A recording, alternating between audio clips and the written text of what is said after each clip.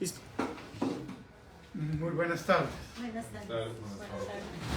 Para el CAP, como organización que lucha por los derechos humanos y los derechos civiles en este país, es un honor y es una gratitud tener hoy, con la conducción del compañero José Solano, que es nuestro compañero de la Comisión de Cultura, la oportunidad de que ustedes estén usando nuestras instalaciones para presentar sus trabajos, presentar un trabajo de la academia que es fundamental.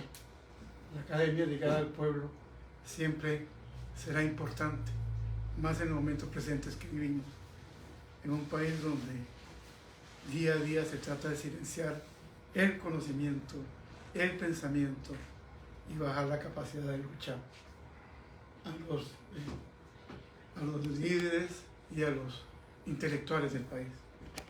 Nuestro cordial bienvenida a la señora Iliana Araya, quien es la directora de la editorial de la Universidad Nacional, una universidad ligada totalmente a la lucha del pueblo desde que nace. Y la bienvenida a Julián Yaguno, quien es el autor. Y para nosotros entonces en el CAP, que utilicen nuestras instalaciones es regocijo, es alegría y bienvenidos. Siempre estarán estas puertas abiertas para que se encuentren también con el pueblo. Gracias. Muchas gracias.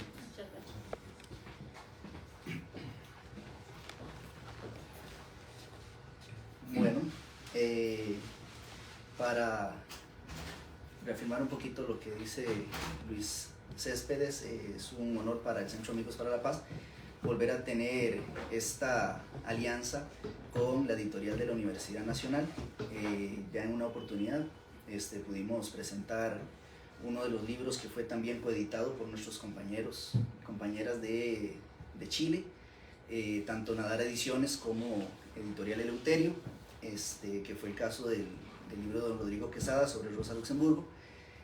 Y ahora tenemos la grata presentación del libro de nuestro compañero Julián Yaguno, que viene a ser también un aporte importante, ¿verdad?, que ha sido sobre un tema tan trascendental para la historiografía de Costa Rica, que es el movimiento anarquista en Costa Rica. Entonces nos halaga que se haya tomado la decisión de poder hacerlo acá, que ya ha sido una tradición, ¿verdad?, desde hace algunos años, de estar trayendo este tipo de actividades culturales del conocimiento y del pensamiento, como dice Luis, a acercarlo también a la comunidad y a otros sectores de la sociedad.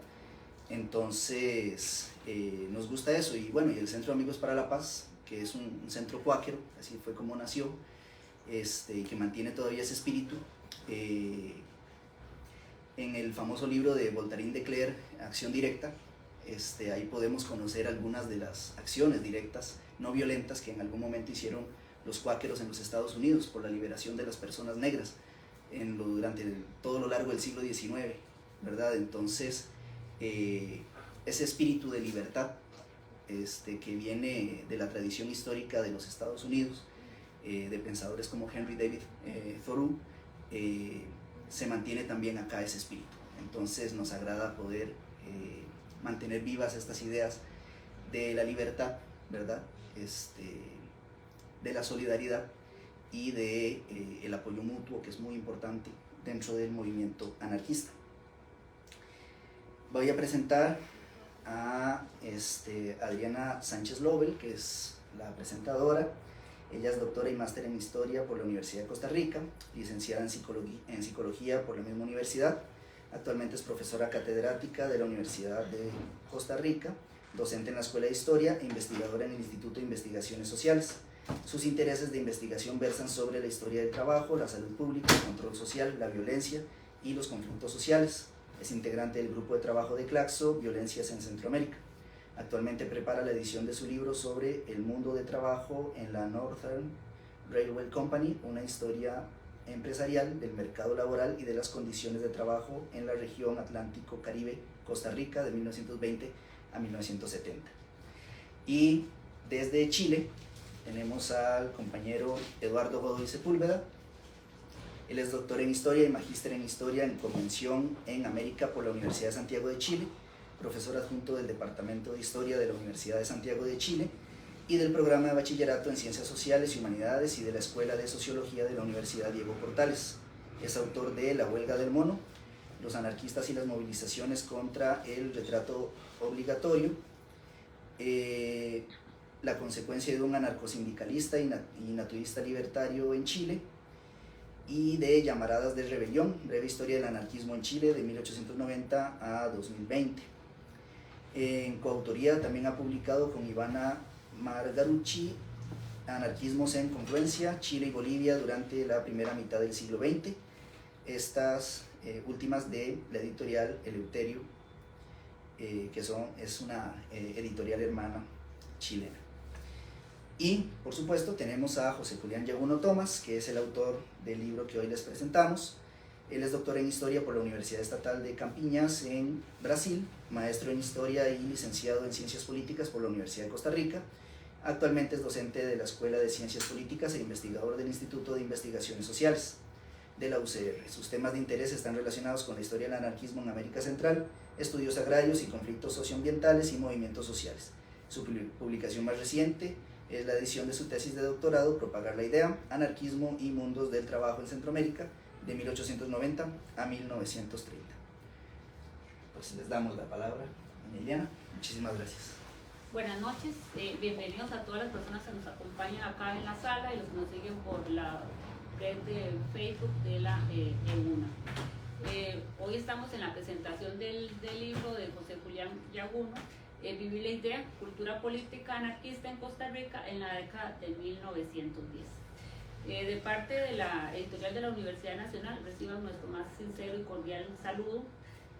Como les decía, agradecer la compañía. Todas las presentaciones del libro de este año 2023 son conmemorativas al 50 aniversario de la Universidad Nacional, que fue fundada un 15 de febrero de hace 50 años mediante la ley 5182 y fue declarada institución benemérita de la educación, la tecnología, la ciencia y la cultura costarricense un 10 de abril del 2014.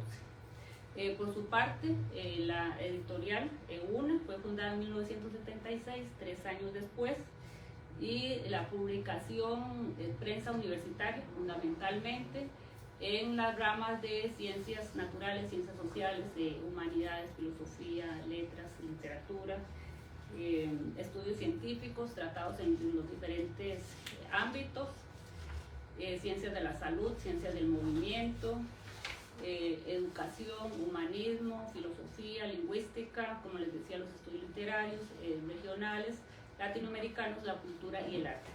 Básicamente prensa universitaria. También una vez al año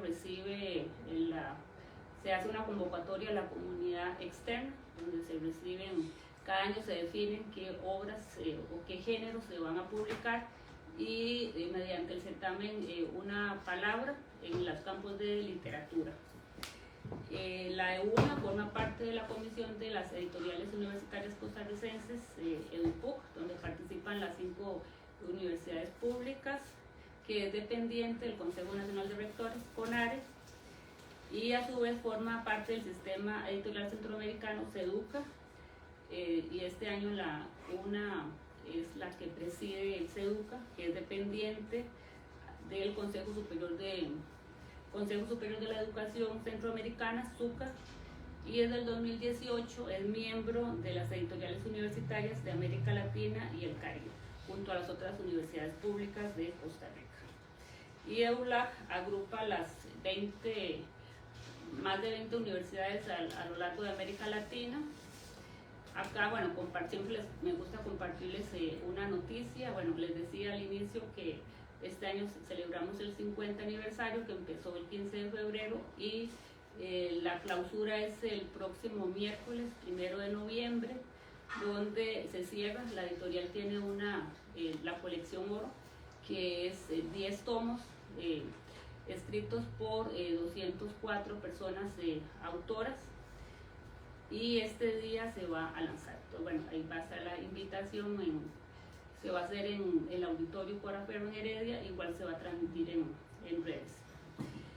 Respecto a esta obra, hay algunos elementos muy importantes para una editorial como la nuestra. En primer lugar, que es una obra en coedición, y eso es muy importante para cualquier editorial, especialmente para la EUNA, coeditar con otros países. Luego que también, en este caso, el Eleuterio de Santiago, Chile, donde nos acompañan vía remota. Y el otro dato que es muy importante es que este libro forma parte de la colección de Ciencias Sociales, que es la que tiene más cantidad de obras. Es la que tiene también más salida a nivel nacional e internacional. Y bueno, el otro dato que también es muy importante, que este libro, aunque se salió en el 2021 en pandemia, por diferentes razones no se pudo presentar, y en la reciente FICR, ahora en agosto, en Pedregal se agotó, y entonces estamos ante la segunda reimpresión. Entonces felicitar al autor por las ventas. Igual, ¿verdad?, lo vamos a nominar para los premios nacionales. En historia siempre son muy bienvenidos estos premios y tienen reconocimientos. Pues, vamos a ver cómo nos va en esa parte. También felicitar al autor por tomar en cuenta a la editorial de la Universidad Nacional para publicar esta obra y su divulgación. Siempre lo que yo hago es que les comento o les leo la sinopsis, y luego las personas expertas ya profundizan en los elementos centrales de la obra. La sinopsis se encuentra en la parte de atrás del libro. Entonces nos dice que esta investigación explora la configuración del anarquismo en Costa Rica, desde la perspectiva de los y las sujetos que expresan una simpatía hacia la forma de la filosofía social y la práctica política. En este caso se trata de intelectuales, obreros, artesanos, quienes constituyen espacios de interacción y de debate, con la finalidad de desarrollar formas de organización y cultura alternativas a las opciones clericales y liberales en boga a inicios del siglo XX. En este libro en particular interesa explorar de qué manera esas propuestas disputaron espacios con las políticas de intervención del Estado y la Iglesia en la época del siglo XX, como ya decíamos, ya que estos actores institucionales tenían sus propias opciones para los sectores populares. Estas incluían espacio de ocio, valores morales, instrucción pública y un tipo de organización laboral específica. Por tal razón, este trabajo se concreta en aquellas temáticas a los cuales los anarquistas dieron énfasis, como decíamos, el ocio, la educación y la organización laboral. Esta prioridad no diferió de lo que muchos otros militantes desarrollaron en otras regiones alrededor de otros lugares que ellos nos van a explicar más en profundidad, y que constituye ese engranaje de la cultura libertaria, de esa formación subjetiva y colectiva a partir de una práctica antagónica a lo que se consideraba la cultura burguesa. Entonces, esta es la sinopsis del libro. Este libro, siempre desde la editorial, venimos a promocionar el libro. Como estamos en feria, en la fiesta de la lectura en Fercori, entonces está con un 30% de descuento. Igual cuando se hace la presentación del libro, tiene un 30% de descuento. En este caso, el libro sale a 7.700 colones, lo pueden adquirir acá. También lo pueden adquirir en la librería en Heredia, en la EUNA, en la librería universitaria de la Universidad de Costa Rica, y desde 2021 todos los libros que se publican en la editorial están disponibles en formato digital. Ahí se pueden comprar, tienen un 30% de descuento. En este caso también 7.700, porque ya el libro tiene su descuento, y el descuento se aplica sobre el libro impreso, no sobre el libro digital. Entonces, digamos, hay muchas opciones para la distribución fuera del país. Entonces, de parte de la editorial es invitarlos a adquirir la obra, a leer la obra, a compartir con los autores. También en la EUNA tenemos paralelamente el programa Praxis TV, que invita a los autores cuando son primicias o ya libros que se han publicado en este caso es una presentación. En el caso de Praxis TV lo que se hace es una lectura crítica sobre los diferentes materiales, igual para que los autores lo compartan en sus redes sociales y el libro se divulgue. Bueno, como ya les decía, la primera edición se agotó y bueno, entonces queda la tarea de divulgar el libro más ampliamente. Y de parte de la editorial, agradecerles la asistencia a esta actividad en este lugar tan hermoso acá en San José. Es una gran oportunidad para compartir otros lugares fuera de nuestro campus en Heredia. Buenas noches. Gracias. Continuaremos entonces con Adriana primero. Tal vez Eduardo, ¿no? ¿Puedes? Sí. Ok. Eduardo, ¿nos escuchas bien ahí?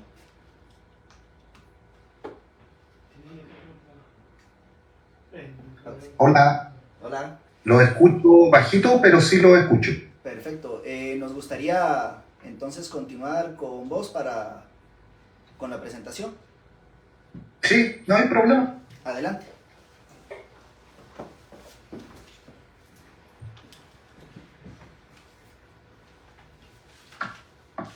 Ya, muy buenas tardes. Primero que todo, espero que me escuchen bien. Estoy acá en Santiago de Chile, hay 3 horas de diferencia, acá ya está anocheciendo. Y bueno, lo primero que quiero partir señalando, ¿cierto?, es agradecer la invitación de José Julián, ¿cierto?, y de ambas editoriales que publicaron el libro, Eleuterio de Chile y EUNA, ¿cierto?, la editorial Universidad Nacional de Costa Rica, a presentar este libro, ¿cierto?, titulado Vivir la idea, cultura política anarquista en Costa Rica en la década de 1910. También saludar, ¿cierto?, a Iliana Araya y Adriana Sánchez, ¿cierto?, que también va a estar ahí señalando algunas palabras a propósito del libro de José Julián. Este es un libro que yo tuve la oportunidad, ¿cierto?, de conocer en formato físico. De hecho, el año pasado en Sao Paulo, donde nos encontramos precisamente con José Julián en el marco de un seminario, ¿cierto?, de un congreso de investigación, de un congreso de investigadores sobre el anarquismo. Así que desde el año pasado ya he tenido la oportunidad, ¿cierto?, de leer el libro y nada, pues darle también algunas vueltas ahí. Bueno, dado los agradecimientos, ¿cierto?, lo primero que quiero señalar, ¿cierto?, es que pienso que es preciso situar al libro de José Julián en un contexto de producción sobre la historia del anarquismo que es mucho más amplio, ¿no? Es decir, un contexto que tiene que ver precisamente, un contexto de producción que tiene que ver con la historiografía del anarquismo en América Latina. Por tanto, creo yo, ¿cierto?, que debe ser inscrito en un proceso de renovación de la historiografía general, ¿cierto?, y del anarquismo en particular, que tiene ya varias décadas a nivel continental. Ya, si uno piensa en los reacomodos, ¿cierto?, los procesos de renovación historiográfico a nivel continental, ¿cierto?, tiene más de 4 décadas, y si uno piensa en la historiografía en lo particular sobre el anarquismo, yo me atrevería a decir que las 2 últimas décadas son las más donde se han desarrollado, ¿cierto?, las investigaciones más profundas a propósito de diferentes aristas del proyecto político-cultural del anarquismo. De este modo, creo que es necesario señalar que el libro de José Julián está inserto y es consecuencia también de los reacomodos, ¿cierto?, de la historiografía de América Latina, pero también es tributario, sobre todo lo que dice relación con su interés, de la reorganización y visualización del anarquismo, ¿cierto?, sobre todo después de los ciclos dictatoriales, ¿cierto?, a nivel latinoamericano y sudamericano en lo particular, que coincide además a escala global con la caída de la Unión Soviética y del fin del mundo bipolar. Todos quienes estudiamos historia, tenemos algún acercamiento de la historia, sabemos, ¿cierto?, que en el siglo XX se transitó de una historia tradicional, positivista, elitista, teleológica, nacionalista, centrada en el Estado, ¿cierto?, en los grandes hombres, entre comillas, y en la dimensión política, a la historia social y cultural, las cuales van a relevar el protagonismo de actores excluidos, obliterados, ¿cierto?, de las narrativas oficiales, así como de aquellas corrientes ideológicas también postergadas, invisibilizadas y perseguidas, ¿cierto?, desde fines del siglo XIX por las clases dominantes, ¿cierto?, y el Estado. En este marco se van a relevar las categorías de experiencia y de clase ya no entendidas desde un punto de vista estático. Yo me atrevería a decir, ¿cierto?, que para el caso latinoamericano, el desarrollo de la historia social inglesa, estoy pensando en Thompson en lo particular, y en relación, ¿cierto?, a la categoría de experiencia, ¿cierto?, y de clase, creo que también es fundamental. Se transitó asimismo de la historia de las ideas, también que tenía una visión, ¿cierto?, estática de estas, a la historia intelectual, ¿no? Yo creo que esos reacomodos también permiten situar, ¿cierto?, de buena forma lo que se ha estado escribiendo en las últimas 2 décadas y más sobre el anarquismo, y ahí es donde yo inserto también el libro de José Julián que estamos comentando y celebrando en esta oportunidad. En el caso específico de la historia del anarquismo, yo creo que la obra Anarquistas, ¿cierto?, de Juan Suriano, su tesis doctoral publicada en el año 2001, también creo que es fundamental, que marca un punto de inflexión en la historiografía sobre el anarquismo a nivel latinoamericano, la cual es tributaria a su vez de investigaciones precedentes, no solo las desarrolladas en Argentina, sino que también las desarrolladas en Europa y en España en lo particular, ¿no? Si uno tuviese que hacer una especie de balance de estas obras publicadas, ¿cierto?, tanto desde el 2001 en adelante con el libro de Juan Suriano, ¿cierto?, con su tesis doctoral, pero también las desarrolladas en Europa y en España antes y después del libro de Suriano, yo me atrevería a decir que todas estas obras se van a referir, ¿cierto?, a las prácticas culturales del anarquismo como su quinta esencia. Ya estoy pensando en Lili Litvak, ¿cierto?, también en lo particular. Pero también habría que decir que no solamente se van a relevar sus prácticas, ¿cierto?, relacionadas con la cultura, con la dimensión cultural, sino también sus discursos, sus propuestas, ¿cierto?, político-ideológicas. De hecho, y ahí yo siempre sigo al historiador italiano Gian Pietro Berti, creo que siempre es necesaria una verificación, ¿cierto?, continua entre pensamiento y acción, entre discurso y praxis, ¿no? Ahora también habría que señalar que dicha renovación historiográfica permitió y ha permitido ampliar las propuestas metodológicas en el estudio del anarquismo. Por ejemplo, se ha ido incorporando poco a poco la perspectiva de género, ¿cierto?, en algunos casos también las propuestas y perspectivas decoloniales. Se ha también ido incorporando el método biográfico, sobre todo pensando, ¿cierto?, en sus propagandistas, ¿cierto?, y el método biográfico también hay de la mano de las disquisiciones, ¿cierto?, de la historia cultural y también, ¿cierto?, historia política, pero también estoy pensando en la microhistoria. También el enfoque transnacional, que ha permitido ir relevando también las relaciones, las redes, ¿cierto?, tejidas por los anarquistas y sus organizaciones de diferentes lugares del mundo.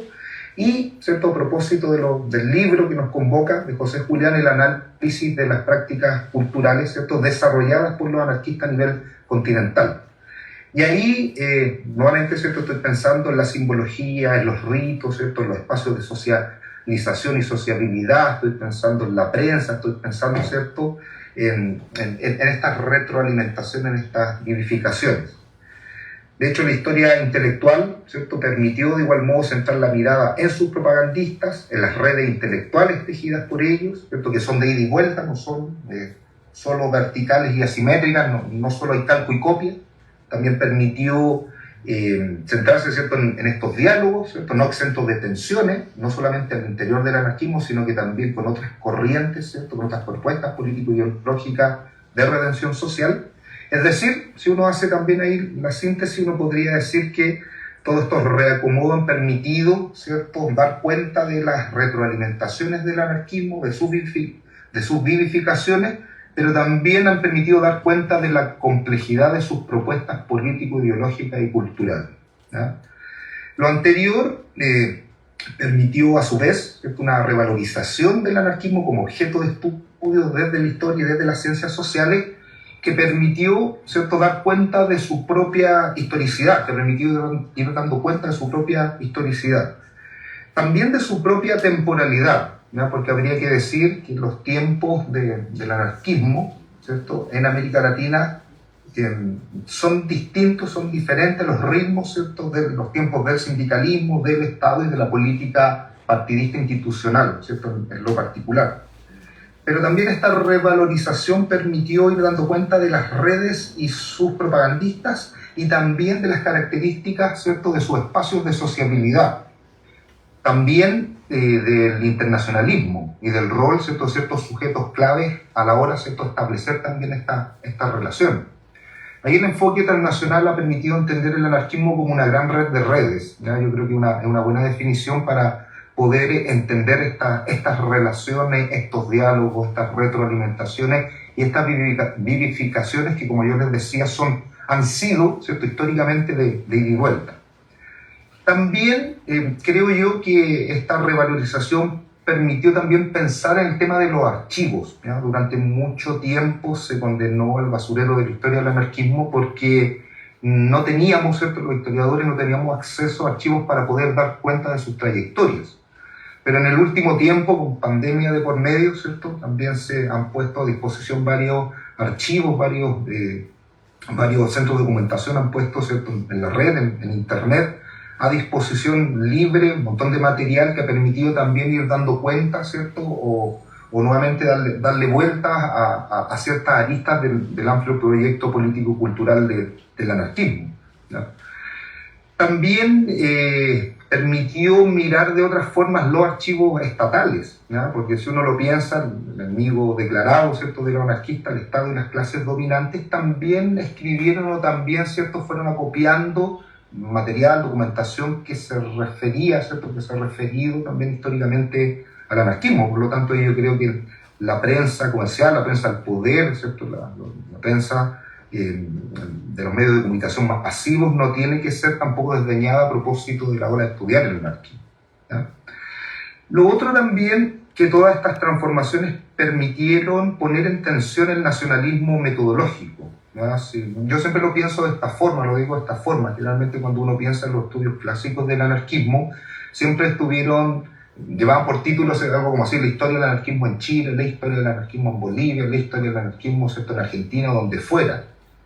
Pero yo creo que el nacionalismo metodológico, es decir, que circunscribió, ¿cierto?, el devenir del anarquismo dentro de los marcos de los Estados-naciones, las fronteras de los Estados-naciones, permitió no dar cuenta precisamente de que los anarquismos latinoamericanos se insertaron, ¿cierto?, dentro del anarquismo internacional global, ¿cierto?, y era parte de estas relaciones complejas que yo he venido señalando.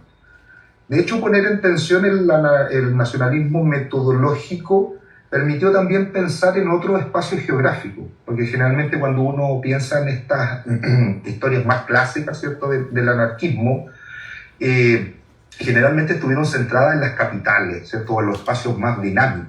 La pregunta es qué sucedía precisamente en aquellos espacios, ¿cierto?, menores, marginales, o como uno los quiera denominar.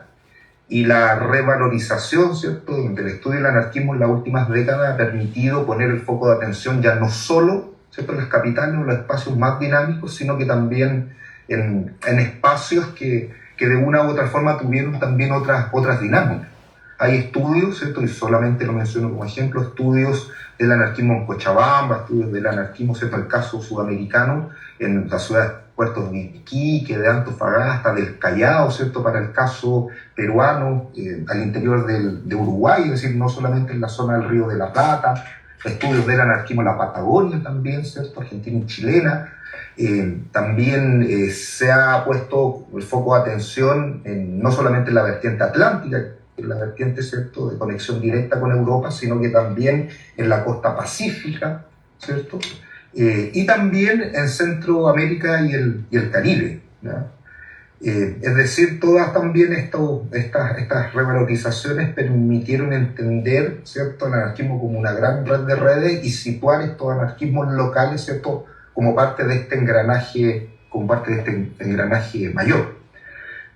Aquí habría que señalar que ¿Qué pasa precisamente con Costa Rica? ¿No? Y aquí nos convoca en particular el libro de José Julián, ¿no? Porque yo creo que el libro de José Julián, como lo he comentado en otras oportunidades, ¿cierto? Si uno piensa en el título solamente, Vivir la idea, cultura política anarquista en Costa Rica en la década de 1910, ¿cierto? Un texto, es un título que ya nos da algunas claves, es decir, está centrado precisamente, ¿cierto?, en el desarrollo de su cultura política.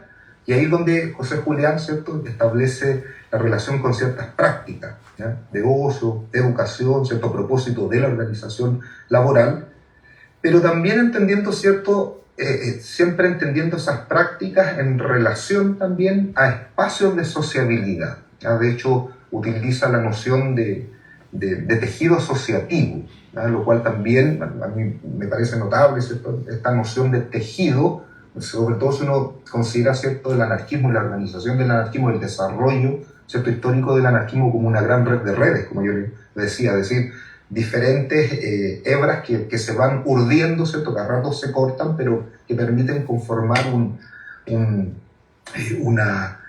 una red que tiene alcance global, ¿ya? Ahora, estos espacios de sociabilidad también en directa relación con las redes de publicaciones, porque cuando uno piensa en las redes, ¿cierto?, ahí la prensa y las publicaciones anarquistas fueron sin duda fundamental. Todas las discusiones, todas las reflexiones, todas las elucubraciones, ¿cierto?, que nosotros conocemos hoy en día están contenidas principalmente en su prensa, en sus voceros, los voceros de sus organizaciones, de grupos de editores, ¿cierto?, de grupos afines, etc. Lo cual también da cuenta de la importancia de sus propagandistas o animadores, como los denomina también José Julián, los cuales, sin duda, ¿cierto?, estoy pensando en los propagandistas, los cuales sin duda fueron creando, ¿cierto?, desarrollando una subjetividad radical, ¿cierto?, a partir de procesos de politización que nunca son lineales, ¿cierto?, que son complejos porque hay reconversiones, porque hay transmutación ideológica, también entender las trayectorias, ¿cierto?, políticas y militantes desde un punto de vista teleológico creo yo que es un error, sino que estos propagandistas en relación a estos espacios de sociabilidad permiten dar cuenta de cómo se van construyendo, cómo se van cultivando, ¿cierto?, estas subjetividades radicales y cómo se va forjando finalmente la militancia, ¿ya? Es por eso que cuando uno piensa en el libro José Julián, ¿cierto?, yo creo que la estructura del libro, ¿cierto?, nos permite también ir dando cuenta de cada uno de los elementos, ¿cierto?, que va abordando con mayor detalle. Capítulo 1, ¿cierto?, centrado en la discusión conceptual a propósito de la historia social, la historia intelectual y de estos reacomodos, es decir, de cómo entender la experiencia, cómo entender la cultura obrera, ¿cierto?, y otras discusiones que ahí se hace cargo José Julián. El segundo capítulo a propósito de la circulación de las ideas, ¿cierto?, anarquistas, y ahí en lo particular, ¿cierto?, la importancia, como yo les decía, del tejido asociativo anarquista, pero también la vinculación con el mundo artístico, literario, ¿cierto?, a propósito de la creación y difusión de periódicos, ¿cierto?, la labor de los grupos culturales, de las labores, ¿cierto?, vinculadas con la propaganda. Y ahí en ese segundo capítulo también hace alusión a algunos casos en lo particular, como el Grupo Renovación, como el Centro de Estudios Sociales Germinal, ¿cierto?, pero también los emprendimientos editoriales, ¿cierto?, levantados precisamente por estos espacios, por estos centros. Es decir, cómo opera, ¿cierto?, cómo operan precisamente estas relaciones a propósito de las colaboraciones internacionales, a propósito de las tendencias también que se van buscando, ¿cierto?, en algunos casos, a propósito del sistema de canje y la distribución de estas publicaciones, y también nos entrega algunos elementos para ir entendiendo, ¿cierto?, la debacle o el declive del anarquismo, ¿cierto?, en relación a factores internos y a factores externos. El capítulo 3, ¿cierto?, que se titula Vivir la idea, símbolos, representación y conmemoración anarquista en Costa Rica, permite también, ¿cierto?, reflexionar, le permite a José Julián reflexionar con respecto a los principios y significados del anarquismo, y sobre todo en relación también a sus representaciones, ¿cierto?, en torno a la idea. Y ahí el tema de la simbología, ¿cierto?, el tema de las frases célebres, el tema de la crítica iconoclasta, ¿cierto? La poesía, que va a tener también alta importancia en las publicaciones periódicas, ¿cierto? Anarquistas de comienzo del siglo XX, no solamente en Costa Rica, sino que también en otros lugares del mundo, la ritualidad también elaborada, ¿cierto? Por los anarquistas, el martirologio ácrata también, ¿cierto? Y sin duda una de las fechas emblemáticas también para el anarquismo internacional, ¿cierto? La Pascua Roja, el 1 de mayo, se conmemora, ¿cierto? Hasta el día de hoy. Y el cuarto capítulo, discutir la idea, ocio, instrucción y organización obrera, ¿cierto? Vinculado precisamente con los debates, ¿ya? Y con estas ideas que también a mí me parece notable, que tiene que ver con la politización del ocio, es decir, cómo entendían el ocio, es decir, no, porque los anarquistas no solamente van a operar, ¿cierto?, dentro del mundo del espacio del trabajo, del mundo laboral, sino que también lo que buscan es tratar de encauzar de forma positiva, como decían ellos mismos, ¿cierto?, el ocio a través de baile, a través de juegos deportivos, a través, ¿cierto?, del teatro, de la recreación sana, de las prácticas deportivas, ¿cierto? Y eso siempre pensando o ligado con esta idea de la formación de las conciencias, de la forja de las conciencias, ¿no? Pero también en ese capítulo, a propósito, ¿cierto?, de estas temáticas, nos permiten ir viendo las discusiones, los debates ideológicos que son mucho más profundos, ¿no? Y yo creo que eso también es fundamental. Bueno, y posteriormente incorpora, ¿cierto?, las conclusiones, pero ese es el corpus del trabajo de José Julián en lo particular. Y a propósito, ¿cierto?, de dar cuenta, ¿cierto?, de cómo se estructura el trabajo de José Julián, quizás ahí señalar algunas cosillas, ¿no?, que yo creo que son importantes y que quizás pueden contribuir ahí a la discusión, el debate. Lo primero tiene que ver precisamente con esta noción de la cultura política anarquista, ¿no? Porque si uno lo piensa, la cultura política anarquista, ¿cierto?, no debe ser pensada en el aire, por una parte, y no debe ser pensada tampoco disociada de otras culturas, ¿no?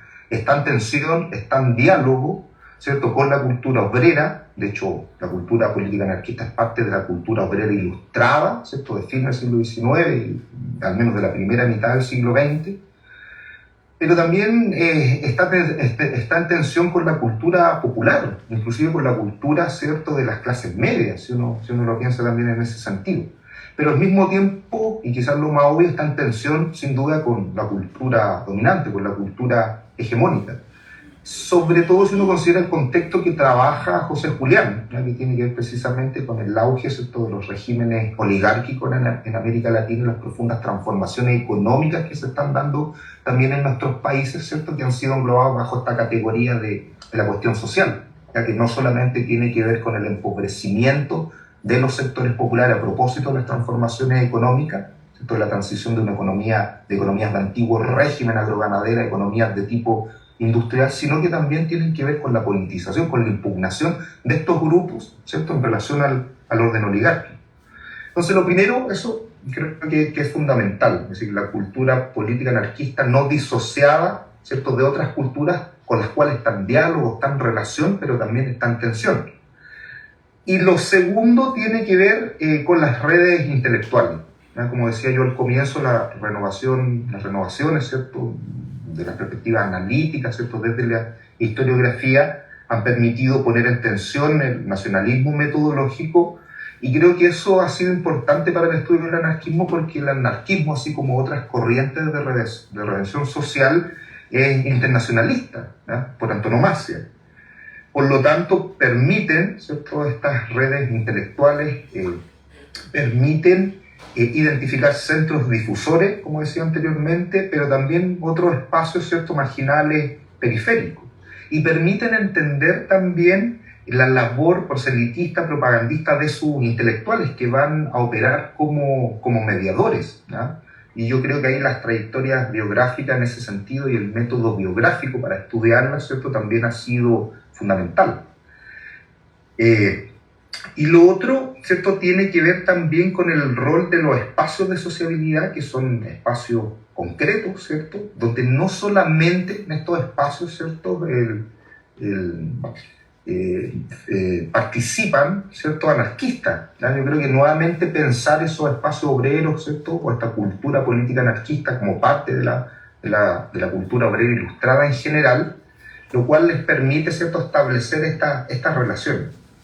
Por un ejemplo, con compañero de la editorial Eleuterio, precisamente, con Diego Mellado, ¿cierto?, editor y doctor ¿cómo se llama?, en América Latina, en historia de América Latina, hemos estudiado en el último tiempo las relaciones entre anarquismo y naturismo, para el caso chileno. Igual.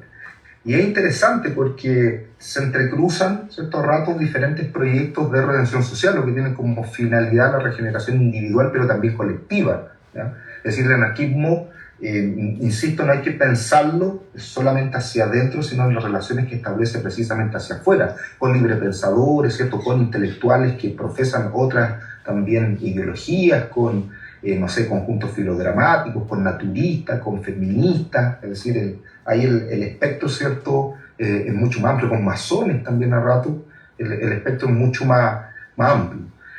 Y lo otro, ¿cierto?, es la importancia de sus publicaciones, en tanto en ellas, ¿cierto?, se contienen precisamente los debates ideológicos, y a través de estas publicaciones en que el anarquismo, las ideas, ¿cierto?, y prácticas del anarquismo también se diseminan.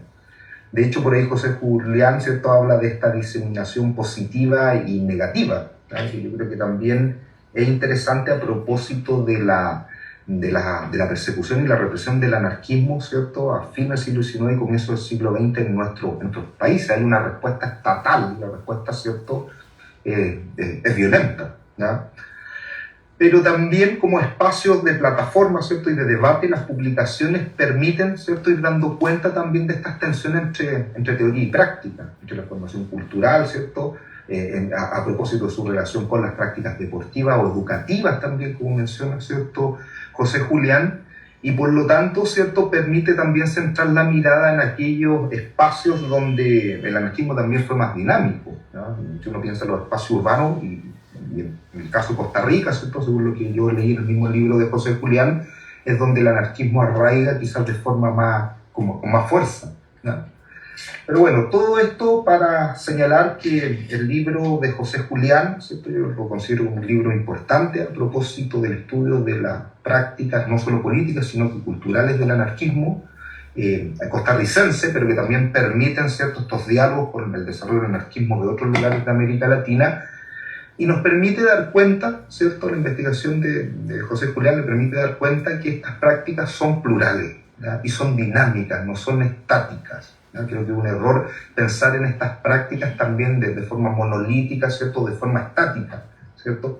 De hecho, las relaciones son de ida y vuelta, hay grupos que de repente tienen un mayor desarrollo en ciertos contextos, pero hay momentos también de retroceso. Por lo tanto, ¿cierto?, tampoco hay que pensar la historia del anarquismo desde un punto de vista lineal. Pero sin duda pienso que el libro de José Julián, Vivir la Idea, ¿cierto?, un aporte fundamental para los estudios del anarquismo latinoamericano. Creo que también constituye un punto de inflexión, ¿cierto?, en ese sentido, y creo que nos permite, ¿cierto?, ir repensando, reevaluando, ¿cierto?, sus prácticas y también el desarrollo de su espacio de sociabilidad, sus periódicos, la labor de sus militantes, ¿cierto?, y un montón de otros elementos que aborda, ¿cierto?, con gran profundidad José Julián. Pero nada, eso es lo que yo quería comentar en esta oportunidad. Si después hay espacio, ¿cierto?, para la conversación, para el debate, ahí puedo seguir interviniendo. Muchas gracias. Muchas gracias. Y ahora le damos el espacio a Mariana para que nos comente también. Bueno, buenas tardes, muchas gracias por estar aquí acompañándonos en esta tarde no lluviosa de octubre. Como dice la canción de La Polla, hicimos una reunión en el Ministerio de Meteorología para que no llueva y tener una mejor presentación del libro. Y en ese sentido, quisiera empezar aquí hablando acerca del autor, ¿verdad? José Julián es una persona que tiene estudios en historia y en ciencias políticas, es un anarquista comprometido en la teoría y en la práctica, y además es un gran amigo. Hemos tenido la oportunidad de conocernos en el Instituto de Investigaciones Sociales y luego también llevamos juntos estudios en historia. Ambos veníamos de otras disciplinas y llegábamos con preguntas hacia la historia que en realidad sí da una profundidad analítica y una comprensión de los procesos que hay detrás de los fenómenos muy importante. Y en ese sentido, este libro viene a llenar un vacío de conocimiento, porque en realidad el periodo que hay desde 1890 hasta 1920 es uno de los periodos que ha sido menos estudiados por la historia. Entonces realmente un montón de cuestiones que tal vez una tenía un poco desligadas, ¿verdad? De cuáles son las relaciones entre los grupos, entre las organizaciones, los pensadores y cuáles han sido sus trayectorias en el pensamiento político y en la práctica social, queda muy claro en este libro. De hecho que es un libro que merece ser leído varias veces, ir, volver a él, ¿verdad? Para terminar de compaginar todo. Además está sumamente bien estructurado. Julián es muy sistemático para estudiar caudales de información muy importantes. Él logró recopilar por todas partes, ¿verdad? Información, textos, cuáles son las revistas, cuáles son las publicaciones, cuáles son los escritos y quiénes son sus autores, cómo se relacionan a nivel nacional e internacional o transnacional más bien, ¿verdad? En el sentido que este tipo de estudios no se puede pensar desde el punto de vista de los estados-nación. Y en ese sentido es completamente consecuente. La obra va y viene de lo local a lo transnacional. Y de hecho que a mí me llamó mucho la atención la articulación de los capítulos después de la propuesta conceptual, porque siendo consecuente con esa rigurosidad, Julián empieza explicando por qué trabaja desde la historia social e intelectual y no desde la historia política y de las ideas, ¿verdad? Porque los políticos está, digamos, en un menor nivel, digamos, de análisis que lo social, que es más determinante desde el punto de vista de las luchas sociales, las organizaciones, el trabajo, la organización de la vida, la cultura social, la vida cotidiana. Entonces es muy consecuente en ese sentido, pero después de eso, él decide empezar por explicar cómo circula la idea, cómo se crea este tejido asociativo anarquista, ¿verdad?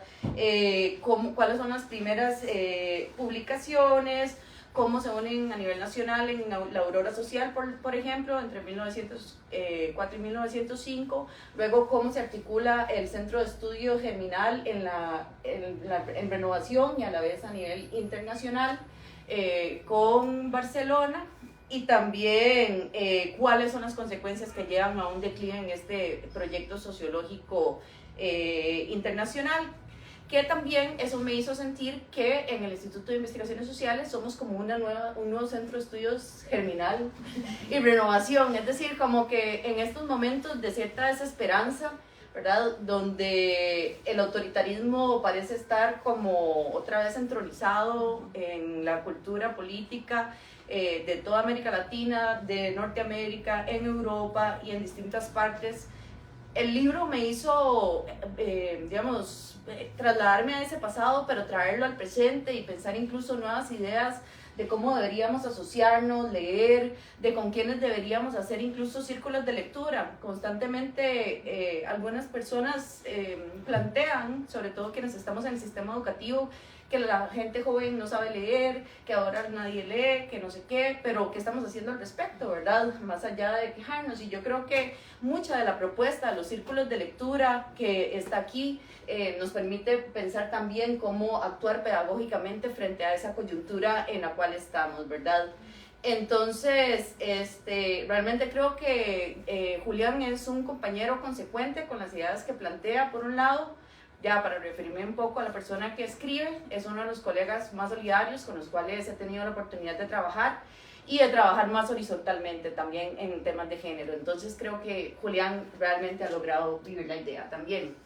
Ahora, este capítulo de Vivir la idea, cultura política anarquista en la Costa Rica de la década de 1910, explora la configuración del anarquismo en Costa Rica desde la perspectiva de los sujetos que expresan su simpatía por esa filosofía social y praxis política. Y es muy interesante porque esto hay que leerlo desde el punto de vista de las disputas que hay entre el Estado y la Iglesia y las culturas populares desde 1880. Los historiadores iríamos hasta la colonia, pero bueno, dejémoslo en 1880, que se da, por un lado, todo el tema de las reformas, leyes anticlericales, la expulsión de los obispos, de los jesuitas, y un intento por hacer la educación laica en Costa Rica, la creación de una serie de colegios y escuelas. Estamos hablando de que era una sociedad sumamente analfabeta. El conocimiento de la lectoescritura únicamente les pertenecía prácticamente a las élites, ¿verdad? Porque era una sociedad muy dividida, por más que se plantee que no había tantas digamos, desigualdades como pasaba en otras partes de Centroamérica en términos de poder económico o tanta explotación laboral, pues sí lo había. Y parte de eso pasaba por mantener a los sectores trabajadores, obreros, campesinos y artesanos desde el desconocimiento de las letras. E incluso ustedes pueden leer a lo largo de todo el siglo XIX en los periódicos las discusiones como las élites planteaban que no había que enseñarle a un campesino a leer ni a escribir, que lo que tenía que aprender era usar el machete, ¿verdad? Entonces, esto es una lucha importante, y a pesar de que puede ser que un sector de los liberales no necesariamente estaba pensando en una sociedad menos desigual, esto sí tuvo un impacto. El hecho de ampliar la oferta educativa de las escuelas y colegios permitió que se formaran personas como Carmen Lira, el mismo Roberto Mesén, que es bien polémico, Omar Dengo, y que plantearan y se encontraran en unas posiciones distintas y que reflexionaran. No estaban de acuerdo, no todos pensaban igual, pero eso también me parece muy importante, ¿verdad? Entonces, en las publicaciones que analiza Julián, no todos estaban de acuerdo, no todos estaban exactamente del anarquismo, pero había reflexión y se compartían ideas. Entonces, eso también me parece un ejercicio intelectual muy importante, ¿verdad? Entre 1890 y 1906 vamos a entrar en un periodo de crisis económica y de un aumento en el autoritarismo en Costa Rica. Como nada lineal, gobiernos como los de José Joaquín Rodríguez y Rafael Iglesias, por un lado, aumentaron las formas de represión y de control social de la población. Son los momentos en los que ustedes encuentran más personas detenidas, por ejemplo, por acusaciones de vagancia. Pero por otro lado, también introdujeron, por ejemplo, la escuela nocturna. Crearon el Teatro Nacional para que las élites tuvieran su espacio diferenciado de otros sectores sociales. Pero también impulsaron la atención médica en cantones. Entonces eso también nos hace pensar que la realidad es compleja. No es que simplemente las personas son autoritarias y fachas, algunos sí, pero este no es el caso. Y justamente la oposición a esto va a dar pie a la generación del Olimpo, ¿verdad? De personas como Ricardo Jiménez Oriamuno, Cleto González Víquez, Carlos Durán Cartín, que van a llegar desde otro lugar a establecer también una serie de políticas liberales, algunas de ellas como la criminología científica. En el caso de Cleto González Víquez, él digamos profesionaliza el sistema penal y punitivo con todo lo que eso puede significar para los sectores populares. O un Ricardo Jiménez Oriamuno, durante cuya gestión se introducen las campañas contra la anquilostomiasis, por ejemplo, también las maestras en las escuelas rurales. Y quién es el primer presidente que por lo menos acepta no ser católico, agnóstico. Y eso crea un clima distinto, ¿verdad? Para que pululen y participen en este tipo de grupos sociales. Entonces, eso es un poco el telón de fondo en el cual se hace posible también este tipo de articulaciones, ¿verdad? Que van a encontrar tal vez un momento complejo en el marco de la Primera Guerra Mundial. Desgraciadamente, la Primera Guerra Mundial, habría que hacer un estudio de historia contrafactual para ver qué hubiera pasado sin esa guerra, con todas estas agrupaciones. Pero bueno, hasta que nadie lo haga, lo que sabemos es que las desarticuló, ¿verdad? Y que disminuyó parte de su potencial, ¿verdad? De la mano con que, por ejemplo, en Rusia, donde ya pululaban ideas socialistas, anarquistas, etcétera, vamos a tener la revolución rusa en contra de los zares que se habían entronizado en el poder desde 1530 con Pedro el Grande. O sea, estamos hablando de 4 siglos de la máxima opresión autoritaria, ¿verdad? Entonces, bueno, estos periodos revolucionarios también van a complejizar todo, y Costa Rica no está exenta de eso, porque Costa Rica va a sufrir la dictadura de los Tinoco, que también va a afectar las reformas sociales que se venían dando. Entonces, por otro lado, México está con la Revolución Mexicana, y todos estos personajes están aquí contenidos. Ustedes abren cada página de este libro, por eso les digo, hay que leerlo, hay que releerlo, hay que volver, y se van de aquí a México, de México a Rusia. Y también este libro invita a ir a revisar las fuentes que están en Archivo Rebelde, que están en Empresas Info, que son repositorios documentales muy importantes que han desarrollado bueno, nuestro colega Pablo Quiroz, pero en lo cual José Julián también ha contribuido mucho porque él consecuentemente ha ido por todo el mundo, por muchas partes del mundo recopilando fuentes y bueno, las ha puesto a disposición de todas las personas para que estas puedan ser reinterpretadas, ¿verdad? Entonces, realmente ya el otro compañero presentó un poco más, digamos, todos los capítulos, así que yo lo que quería decir es que realmente ojalá que aprendamos un poco, que pensemos en nuestra realidad actual desde la propuesta que está aquí, ¿verdad? Y desde la propuesta de las personas que participaron en estos esfuerzos por alfabetizar, por mejorar la conciencia en un dispositivo que no solo se reduce a la lucha de clases, sino también contra el autoritarismo, que es tan necesario concientizarnos de eso en momentos como este. Este libro realmente da esperanza y quisiera decir también que existen muchos anarquismos, ¿verdad? Tenemos a veces la noción de anarquismo que lograron construir e implementar los discursos hegemónicos de los gobernantes del siglo XIX, que temerosos de la fragilidad de los estados que se empezaban a crear, le decían anarquista a todo lo que contraviniera contra el orden social que ellos estaban tratando de instaurar cuando no tenían ni siquiera control sobre el territorio, ¿verdad? Pero en realidad son muchos anarquismos, es sumamente complejo, ¿verdad? Es como, incluso ahora Mireia habla del anarquismo capitalista, ¿verdad? Entonces la discusión no termina. Y bueno, entonces eso le da más actualidad a este libro. Y además de ser un libro muy riguroso y metódico, nos lleva por la historia de las migraciones internacionales, ¿verdad? Otra cosa que en este momento es un problema central, cuando estaba en mejor momento de estas élites intelectuales o de estos círculos, las barreras migratorias que ahora tenemos no existían. Esas empiezan a fortalecerse, sobre todo en el contexto de la Primera Guerra Mundial y después de la Primera Guerra Mundial.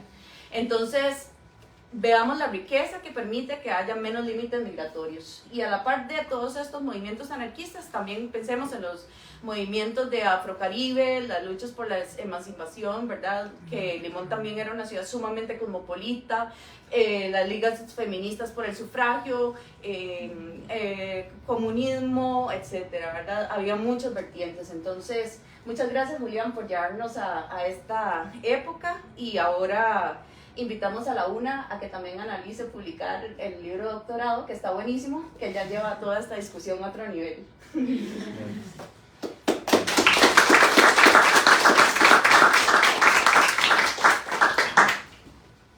Bueno,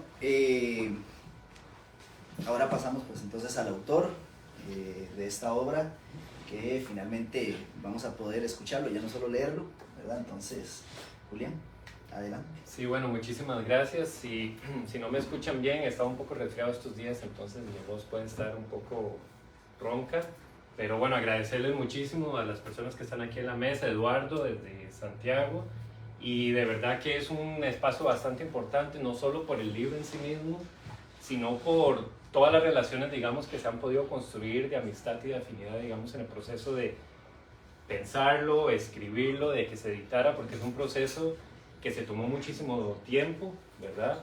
Yo empecé, digamos, a más o menos idear esta propuesta en el 2012, no, en el 2011, un poquito antes, cuando entré a la maestría en Historia, ¿verdad? Donde compartí con Adriana, digamos, como nuestra pasión por la historia. No sé por qué no estudié historia antes, de verdad, siempre me había apasionado muchísimo, pero bueno, lo pude suplir, digamos, a través del posgrado. Y fue un momento también bastante difícil para mí porque murió mi única hermana en ese año en que entré en la maestría. Entonces, hacer esta investigación, digamos, fue como lo que me enfocó, digamos, o como lo que me dio un norte, digamos, para salir pues de eso que fue bastante devastador, ¿verdad? En ese momento. Y el libro, digamos, ya viéndolo en retrospectiva, 10 años después, por lo menos a mí me dio como eso, esa lupa, digamos, esa esperanza, esas ganas de hacer algo, de concentrarme. Y bueno, yo siempre he sido un poco ñoño desde niño, entonces pues lo hice estudiando, ¿no? Hay gente que lo hace de otras formas, todas son válidas, pero yo creo que esa fue mi manera, digamos, también como hacer mi propio luto en ese proceso. Y creo que Adriana resumió muchísimas cosas, Eduardo también. En ese proceso precisamente fuimos construyendo la amistad tanto con Eduardo en Chile, con Adriana aquí en Costa Rica, con las personas también en la editorial Eleuterio, ¿verdad? En Chile, que yo creo que esto es algo inédito. Ahora Eliana lo mencionaba, pero yo creo que es la primera vez que una editorial de una universidad pública de Costa Rica edita libros, una editorial anarquista, digamos, en Chile. Ojalá que eso se siga manteniendo en otros lugares, con una calidad profesional, intelectual y política, digamos, que tienen los compañeros y compañeras de Eleuterio, bastante buena. Y bueno, ese camino no lo abrí yo, ese camino lo abrió Mario Oliva, recientemente fallecido, ¿verdad? El historiador, por cierto, chileno, también afincado en Costa Rica, y Rodrigo Quesada Monge, que fueron los que abrieron, digamos, como esa veta de colaboración con Eleuterio, y que la EUNA ha seguido manteniendo, y que ha editado libros bellísimos, ¿verdad? Muchísimas biografías de personas bastante importantes, y que yo me siento muy feliz, digamos. Por eso precisamente quise que fuera un libro editado por la EUNA, precisamente por ya ese trabajo y esa ruta construida de varios años. Entonces pues me sentía bastante afín. Y algunas cosas que quería decir sobre el proceso, además de todas estas personas que ayudaron, digamos, de alguna manera u otra. Tengo que decir también que el espacio de la maestra de Historia fue bastante estimulante para escribir el libro, para desarrollar la investigación. Ahí también se construyeron, digamos, afinidades y amistades que perduran hasta el momento.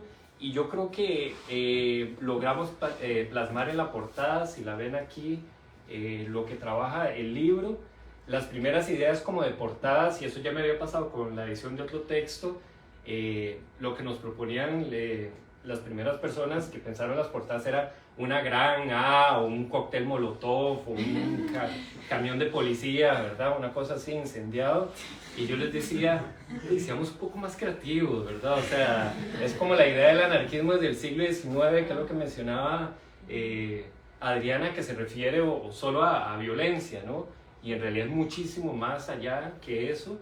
Y era absolutamente inconsecuente y hasta contraproducente con lo que yo estaba proponiendo aquí, y con lo que la misma historia, digamos, los hechos concretos demuestran, de que no había nada de eso. Entonces, de hecho, en algunos otros espacios donde he hecho reseñas del libro, lo que he dicho es que si se espera una historia de magnicidios y de sangre y de muerte de presidentes, pues nada de eso va a estar en ese libro, porque no pasó, no me encontré con nada de eso, por lo menos en Costa Rica. Entonces, digamos, para los que buscaban ese tipo de libros, ya hay muchísimos en las librerías que hablan de ese tipo de cosas, ¿verdad? Este no va a abonar un poco como a esos prejuicios. Y yo creo que la portada resume bastante bien, y además es una portada de una revista que se editaba en Costa Rica, un poco después, al periodo que yo estudié, que es una revista que se llamaba Germinación, precisamente, y que era editado por un anarquista peruano llamado Víctor Recoba, que se afincó, fue exiliado y se quedó muchísimos años viviendo en Costa Rica. Y si notan la portada, es un campesino regando unas semillas, ¿verdad? Y detrás hay 5 montañas que representan, digamos, el mismo centroamericano, ¿verdad?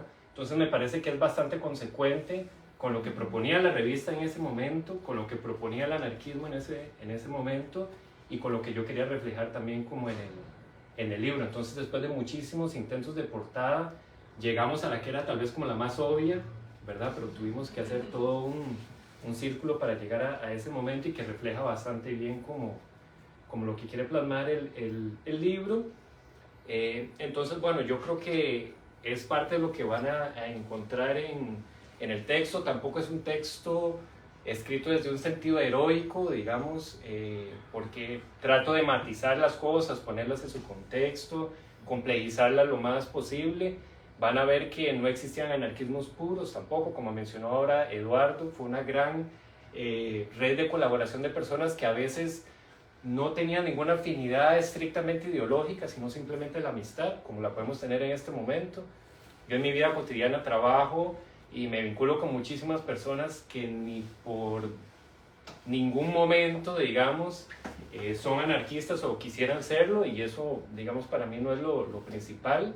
sino sobre todo poder lograr, digamos, concretar algunos proyectos, algunas afinidades. Y eso es lo que yo me encuentro después de revisar muchas de las publicaciones.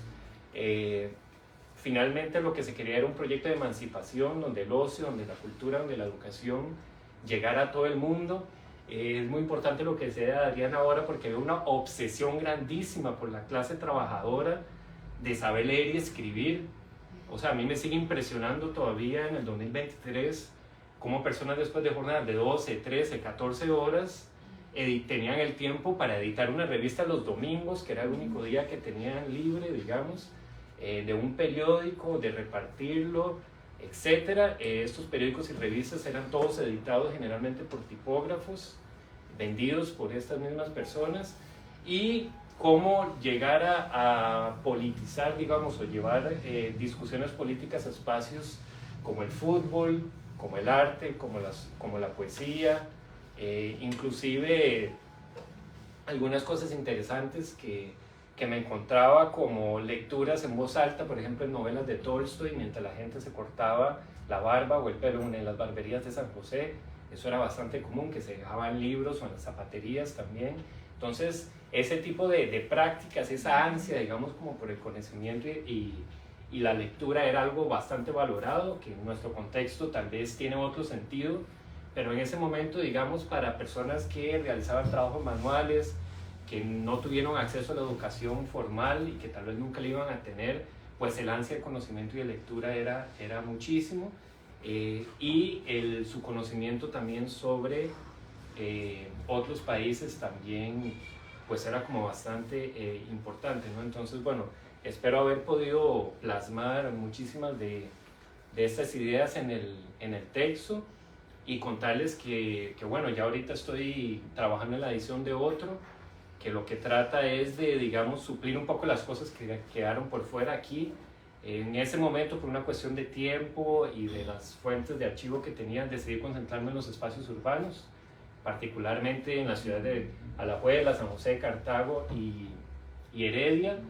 Y en este nuevo texto estoy trabajando más en los puertos, en las fincas cafetaleras, bananeras, en Limón y en otras ciudades portuarias, digamos, precisamente esos espacios tal vez con menos recursos materiales para hacer algunas de estas cosas, pero que sin embargo con las mismas necesidades y ansias, digamos, de educación y de emancipación también, y que entonces espero en ese nuevo trabajo, que se va a tomar algunos años, no sé si el 2025, 2026 estará en...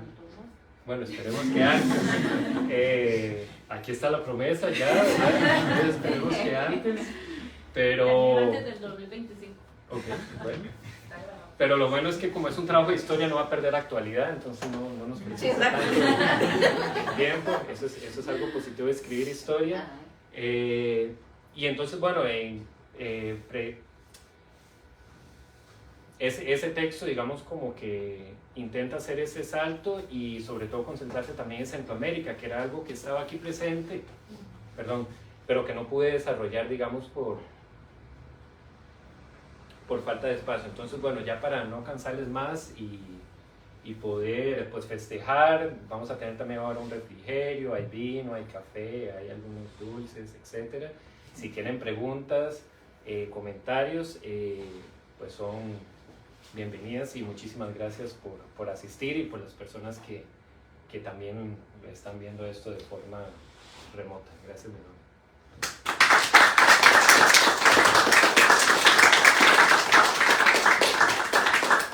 Bueno, pasamos a un espacio de preguntas, comentarios, levantando la mano y les voy dando la palabra si quieren algo de qué decir.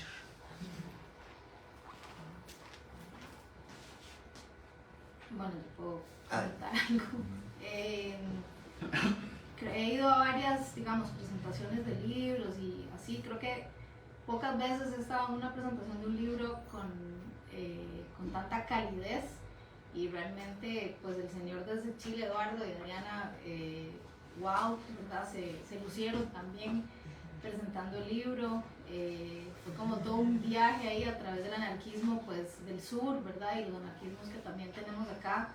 Bueno, el autor también, obviamente.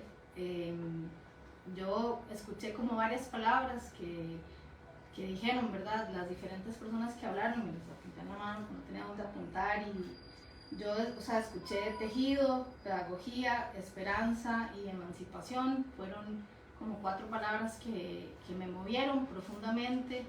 Me encanta que se mencione que hay muchos anarquismos, que es una cosa que yo encuentro muy paralelo con el movimiento feminista, ¿verdad? Hay una cantidad de ríos y vertientes ahí que no se pueden igualar, y que yo creo que es como un suelo rico y que enriquece la conversación. Sin duda creo que eso es cierto, pues, con el anarquismo. Mi pregunta original con la que yo vine era como, quiero saber sobre la portada, pero ya pues la respondió a profundidad. Yo creo que nosotros somos un país, quienes nos sentimos identificados con esto, que más allá de, o sea, cero patriotismo, ni nacionalismo, ni nada de eso, somos esencialmente un país campesino, y desde el campesinado, que quizás pues se nos olvida, y yo creo que eso es una cosa muy rescatable del anarquismo y de la lucha anarquista, que siempre ha implicado a los obreros, siempre ha implicado a los campesinos y a las campesinas, siempre ha implicado a los artesanos y a las artesanas. Y bueno, yo no sé mucho sobre la época, bueno, y para eso está el libro, pero sí, pues gracias también, porque, ¿verdad? Yo me llevo esas palabras que en esta época que estamos atravesando, no solo a nivel mundial, sino también acá específicamente, y pues a veces uno anda como arrastrando los pies, ¿verdad? Y sí, pues gracias también por hacerlo aquí, en este lugar. Yo creo que la academia es como una deuda histórica, ¿verdad? Con el pueblo y con otras realidades, que sí, pocas veces se ve como que se asume, o sea, ni siquiera se abre a discusión, ¿verdad? Las cosas no son así, punto. Pero sí, muchas gracias, en realidad ha sido como muy rico y compartir. Sí. Perfecto, muchas gracias. ¿Alguien más? Adelante. No, tal vez una reflexión en relación a algo que planteó Adriana. A mí me parece que la historia tiene sentido en la perspectiva de lo que nos enseña, de lo que nos dice en la cotidianidad, en la contemporaneidad. Y me parece que este tema que trata el libro del conocimiento, del saber, del aprender, del discutir, de debatir las ideas, de difundir las ideas, es algo que contemporáneamente, actualmente nos dice cosas importantes, justamente en medio de una crisis, ¿verdad? Donde la verdad es lo que a alguien se le ocurre en redes sociales sin ninguna fundamentación, ¿verdad? Y a veces con un tono sumamente agresivo y violento, ¿verdad? Y creo que estas experiencias de nuestros antepasados, ¿verdad? Esa ansia, esa necesidad de conocimiento, ¿verdad? Es algo que nosotros deberíamos retrotraer a estos espacios y a esta contemporaneidad. No he leído el libro, pero sin duda lo voy a leer. Gracias. ¿Alguien más? Si me permiten, antes de si van pensando ahí en algunas otras preguntas, no sé si habrá alguna otra en el chat. Yo iba a leer algo al inicio y se me olvidó, entonces lo voy a volver a leer. Esto es un texto, hay una parte que es dedicado como a la poesía y a los himnos, ¿verdad? Y me pareció muy interesante porque hay toda una leyenda sobre el trasfondo, digamos, pacifista y antimilitarista del himno nacional de Costa Rica, que fue escrito por un poeta, por José María Celedón. Y lo interesante es que un obrero, un panadero, escribe este poema, ¿verdad?, con la misma música, digamos, y la métrica en que se construyó el himno nacional de Villo Celedón, y obviamente le hace otra letra. Entonces la quería leer porque me parece que sería como la versión anarquista del himno de Costa Rica, ¿verdad? Entonces, bueno, se lo voy a leer. Este está en el libro que compiló precisamente Mario Oliva y Rodrigo Quesada, que se llama 100 años de poesía popular en Costa Rica, 1850-1950, La Musa Proletaria, que fue publicado por la editorial de la UNED, me parece. Entonces el texto dice esto: noble obrero, la unión hoy nos llama, porque en ella reside la fuerza. Imagínense en la música del himno nacional. Que el derecho de clase reclama al rugir la soberbia burguesa. Cantemos el himno de lucha y unión, sin distingo de razas jamás. Igualdad proclamamos a los hombres del mundo, su roja bandera de gran redención. Salve rojo pendón, salve rojo pendón, salve insignia de amor. Y si alguno estorbara la gran comunión, verás al obrero con trombas de luz, volar las bastillas del torpe burgués. Llegue pues, compañeros, la hora de formar de la tierra un Edén, con la frente bañada en la aurora, bajo el dulce reinado del bien.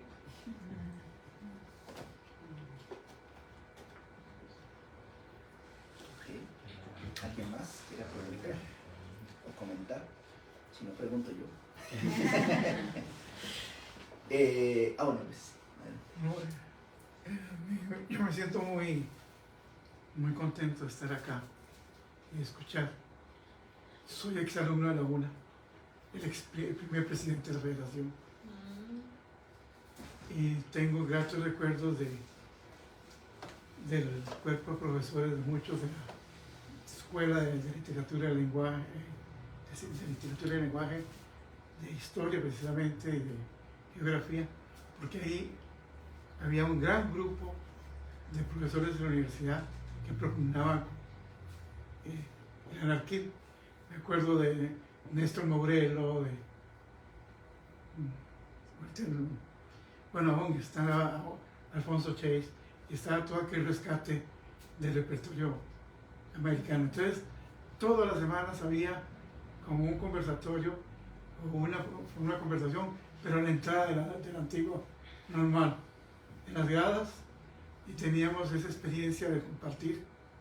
Y para mí fue muy grato porque fue cuando sentí realmente que la Universidad Nacional abrió sus puertas a encontrarse con el pueblo, y fue mucho enfrentamiento entre los intelectuales de la Universidad Nacional y de la Universidad de Costa Rica, que propugnaban su derecho a manejar las escuelas y la academia como ellos querían, y en la UNA tratar de incorporar mucho al pueblo. Llegaba gente de Heredia, de La Juela. Me acuerdo que jugadores de la Liga Deportiva de La Juela venían porque era famoso que Alejandro Morera había sido uno de los grandes pensadores en el anarquismo alajuelense. Okay. Julián, mi pregunta era sobre las fuentes. Cuando habíamos presentado La Semilla que Germina ya hace bastantes años acá, habías llegado a un tope, ¿verdad? Donde ya con las fuentes históricas no lograbas trascender. Mi pregunta es, ¿cuánto ha cambiado desde la publicación de aquel primer libro a este? Sé que del otro pues es una dimensión mucho mayor, ¿verdad? Pero ¿se logra trascender con las fuentes ahora para la creación de este libro? ¿Has encontrado más? ¿Has logrado avanzar en el tiempo? ¿Podemos tratar de darle una mayor continuidad al anarquismo en Costa Rica después de los años 30, por ejemplo, que es creo que por donde habías quedado la última vez? No sé si nos comentaste esa parte.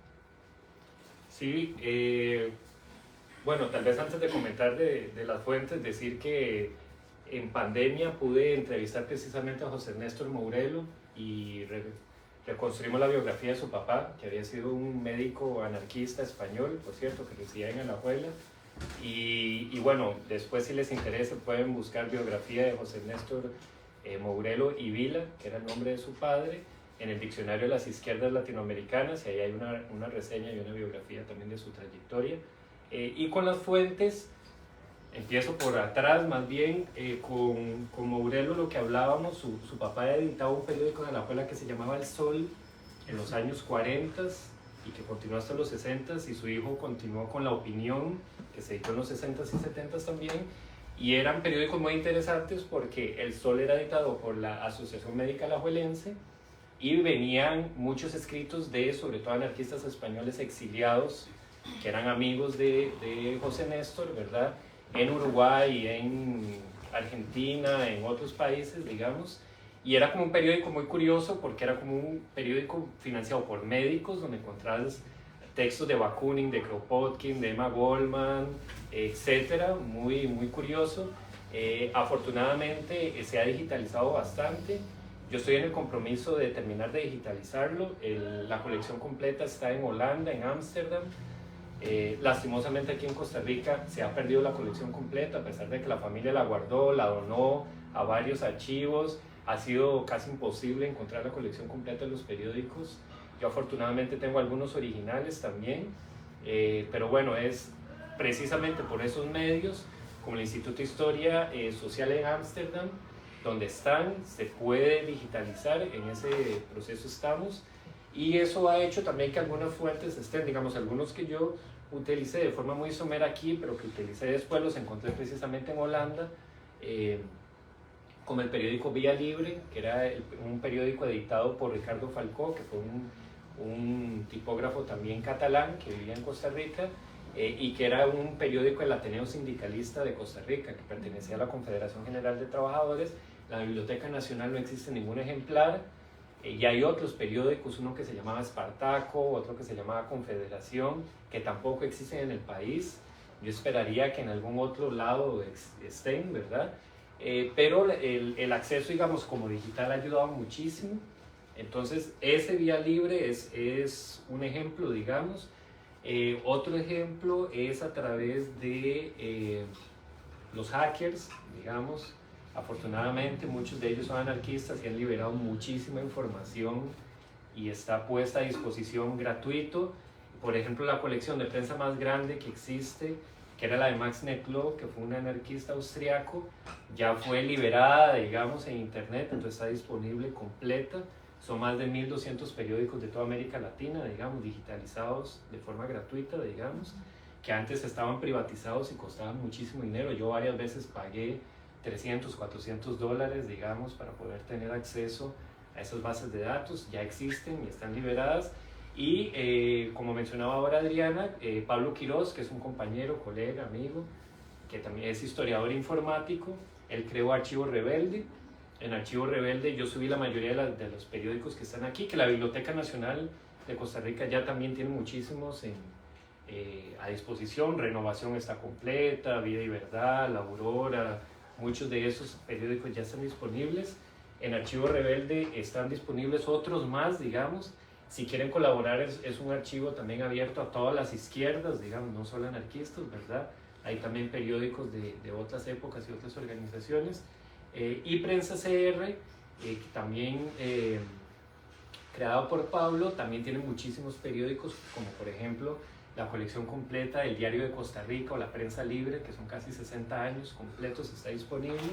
Y algo muy interesante es que se puede buscar por palabras claves, que es algo que ningún otro archivo del país tiene, ¿verdad? Ni siquiera los institucionales. Entonces, incluso si quieren buscar información de sus familiares, alguna cosa interesante que les interese del pasado, están disponibles, ¿verdad? De forma gratuita, Prensa CR o Archivo Rebelde.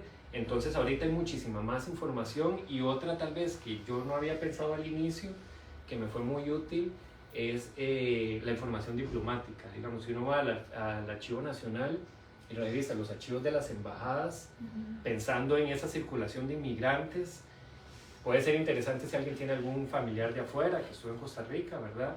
Pero algo interesante es que los diplomáticos intercambiaban y vigilaban a muchas personas. Entonces, en las cartas de los diplomáticos muchas veces viene información personal y biográfica de esas personas. Vienen incluso cuando había una huelga, por ejemplo, un representante del gobierno de Estados Unidos, había una huelga en Limón Bananera, entonces mandaba a la embajada de Estados Unidos la copia del volante que dictó la organización de las personas en ese lugar, datos biográficos, fotografías de los huelguistas, etc. Entonces los archivos diplomáticos son súper ricos, digamos, para construir ese tipo de información que uno pensaría que tendría uno que buscar en la embajada de España, ¿verdad? O de Italia, o de Perú, o de Panamá. Pero bueno, eso es algo que los que tienen disposición y gusto por la historia y quieren ir al Archivo Nacional, el archivo diplomático, digamos, del Ministerio de Relaciones Exteriores, tienen muchísimas cosas muy valiosas que pueden ayudar. No sé, si no hay más, pasamos a comer.